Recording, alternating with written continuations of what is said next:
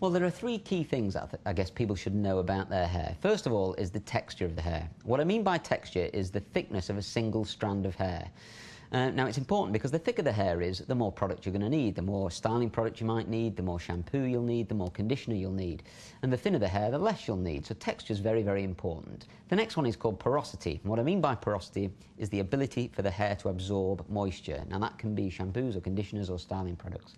Now, the way to determine the porosity of somebody's hair is to ask lots and lots of questions, because porous hair has usually been treated with bleach, high lift tint. It's been usually coloured lots and lots of times, lots of summer holidays because the sun does a lot of damage, and lots of styling as well. Now, obviously, the longer the hair is, the more chance the hair has got to have all those things on it. So asking lots and lots of questions to determine the porosity of the hair is also important. The more porosity the hair has, the more products, again, that you might have to use on it, and different types of products you might have to use, especially when it comes to shampoos and conditioners. And finally is the condition of the hair. Now, the condition of hair is important because it's the way it feels, and lots of people like their hair to feel really soft and really silky. And although hair can be in very, very good condition, it can feel very, very rough. So, condition of hair is very important, texture is very important, but porosity is probably the most important. Well, the way shampoos work is that they have this tiny little particles in them called surfactants or detergents. And if you can imagine, they're like little tadpoles in the shampoo. Now, hair gets dirty, obviously. It gets dirty with lots of different things. There's dirty bits of scalp and skin in there, very nice. There's usually dust particles from the atmosphere, and then there's styling products like wax and gel and hairspray and all that stuff. And the way these little tadpoles, if you like, work is they attach themselves to those tiny bits of dirt and dust, and then when you rinse the shampoo out of the hair, all those particles are washed away with the shampoo. In shampoos, you can also leave other things behind, like other bits of conditioning agents and things like that, to make the hair feel slightly better. But remember, the primary job of a shampoo is to clean your hair. With regards to conditioning, they work in a very similar way. They have these tiny little surfactants, again, in there, and what they do is they lie and attach themselves to the surface of the hair, creating, if you like a film over the top of the hair. Now, this does two or three things. It gives the hair a bit of protection, it makes the hair shine, it also makes it very, very easy to comb, and it makes it feel fantastic. So, those little surfactants in shampoos and conditioners are extremely important. There's this whole kind of myth that floats around that you should always change your shampoo every 6 months because your hair gets used to it. I mean, it is a myth that. If you like a shampoo and it works, then use it. And if you fancy a change, then by all means have a change. Your hair does not get immune to ingredients in shampoos. There is no reason to change. The other one is the idea that shampoos, certainly 2-in-1 shampoos or shampoos that contain certain conditioners, create some kind of a build-up of silicone on the hair. I remember this story from when I first started hairdressing. This is a complete myth as well. I mean, there is no build-up of silicone on the hair that would prevent the hair from being coloured or that would weigh the hair down for any significant amount that would completely destroy a hairstyle. So don't worry. I mean, if you like using a 2-in-1 shampoo, there is no build-up. Keep using it if you like it. But a good hair care regime should be a mixture of shampooing, conditioning and styling. Now, it's usually a good idea to choose shampoos and conditioners from the same brand because they're designed to work together. So there'll be ingredients in the first, that'll be complemented by other ingredients in the second, i.e. the shampoo and the conditioner. And then the styling products as well are obviously very important. But I would suggest that people should shampoo their hair regularly, and however regularly they feel. Some people feel it's once a week, some people feel it's every day or every 3 days, but whatever suits you. But you should shampoo it thoroughly and make sure you rinse all the shampoo out of the hair. That's the important bit, really. If you leave any shampoo in the hair, it will start to attract dirt and dust. So make sure you give your hair a really, really good rinse after you've shampooed it.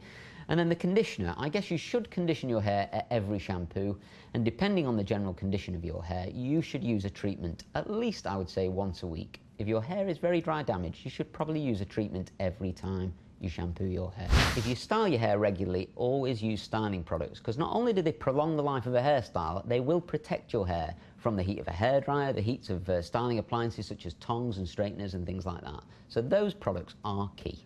Conditioning treatments are really important, especially if you have very, very porous hair, because remember what I said, porous hair is usually very damaged. It drinks in the product, and you'll normally find that porous hair is very, very brittle because there's almost chunks of hair missing where there should be hair.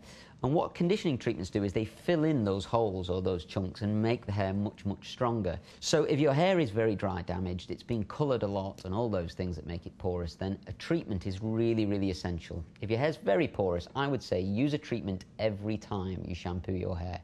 And I would say if your hair feels generally quite healthy, but you do use products and you do colour it, I would put a treatment on it at least once a week. Now, there are loads of treatments to use. There's treatments for very dry, damaged hair, and there's treatments for coloured hair, and there's treatments for fine hair, and all that. The way to, I guess, recommend certain products is to ask lots and lots of questions, really. You need to find out as much as you can about their hair.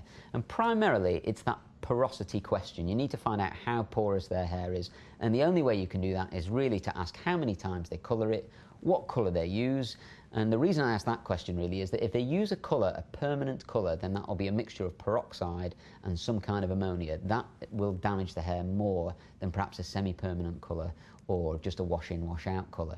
So if they're using permanent colour, they go on lots of holidays and they don't get regular haircuts, they use heated appliances on their hair, then I would suggest that their hair is very porous. If so, you need to go down the dry damage route. You recommend a shampoo and a conditioner for dry damaged hair, and usually a very good treatment. If their hair's got colour on it, and I mean a red colour or a coppery colour or something like that, then you definitely want to recommend a shampoo for coloured hair, because this will help prolong the life of that colour and stop it from fading quite as quickly. Anyone who's got fine hair, then I would tend to usually avoid using a conditioner unless it's a specific conditioner to treat fine hair. And I would tend to recommend someone with fine hair to be looking at styling products rather than conditioning treatments to get the best out of their fine hair. And anyone with normal hair, then use a normal shampoo. Well, this season's some really interesting blasts from the past. First of all, you've got hair that's full of volume, and I mean, we haven't really seen this kind of great big body, glamorous hair since probably the mid-80s or something like that. Very big blow dries, heated roller sets, even back combing in at the roots to create as much volume as possible. It's a really, really great story for me because I love that kind of old-fashioned, glamorous type hair.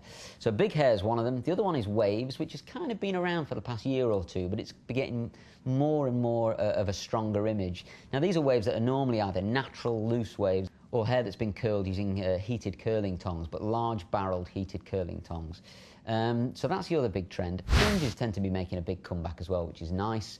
And finally, this kind of very tight, clean chignon type hairstyle, where the hair's been pulled back very, very tight and very, very clean, and there's normally just a little feature at the back here where the hair's just got a tiny bit of texture to it. A bit like kind of ballerina hair. The big ones for me, there were the curl one and the one with lots of body in the hair. I think you're going to get people wanting to create hair with lots of volume. So I would say mousse really is a brilliant, brilliant product. I mean, the way mousse works is, you dispense it into your hand and it starts to expand. It's already creating volume before you put it in the hair. So mousse is a brilliant, brilliant product for encouraging volume in the hair. Hairspray is also very, very good to either spray in at the roots and to fix the mid-lengths and ends. And also wax is a big, big favourite of mine as well. If you're using heated curling tongs to create waves, then usually some kind of serum or something like that's usually quite good because it protects the hair from the heat of the hairdryer, also the heat of the tongs. And also, I would say some kind of blow-dry lotion or, again, a mousse designed for curly hair is also really, really good. For creating anything that's really scraped back, then normally some kind of a gel or a styling lotion or a setting lotion is very, very good for that. And hairspray and wax are always going to be in my styling bag.